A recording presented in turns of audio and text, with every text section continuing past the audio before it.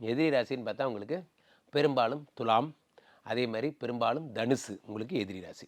பெரும்பாலுமே நண்பர்களே, இந்த ரிஷபராசிக்காரர்களை பொறுத்த வரைக்குமே வாயு சம்மந்தப்பட்ட விஷயங்கள், உரக்கடை, கேஸ் சிலிண்டர்ஸு, அதே மாதிரி விமானம், விண்வெளி சம்மந்தப்பட்ட இது, மெடிக்கல் சம்மந்தப்பட்ட கிட்ஸு, அதான் அந்த உதிரி பாகங்கள், மெடிக்கல் ஸ்டோரு, இதெல்லாம் பண்ணுறது உங்களுக்கு நல்லாயிருக்கும். தொல்பொருள் அகழ்வாராய்ச்சி பண்ணுறது, ஆன்டிக் பொருட்கள் கலெக்ஷன் பண்ணி விற்கிறது, அதே மாதிரி இந்த கோயில்கள், அப்புறம் பேச்சு, ஜோதிடம், வர்ணனை, ஸ்பீச்சு, உளவுத்துறை, சில பேர் மாம்சம், இறைச்சி கடை, இதெல்லாம் கூட பூக்கடை, ஃபேன்சி ஸ்டோர், இதெல்லாம் பண்ணுறவங்களாம் இருப்பாங்க. ஸோ நான் சொல்கிற எதுக்காக இந்த டீட்டெயிலாம் சொல்கிறேன் அப்படின்னா, இவர்களுக்கு இந்த தொழிலெலாம் நல்லா வரும். ஆனால் இந்த கடையை போட்டு கடை ஆரம்பிச்சிட்டேன் சார், இப்போ ஃபேன்சி ஸ்டோர் ஆரம்பிச்சிட்டேன், என்ன செய்யலாம் என்ன செய்யலாம்?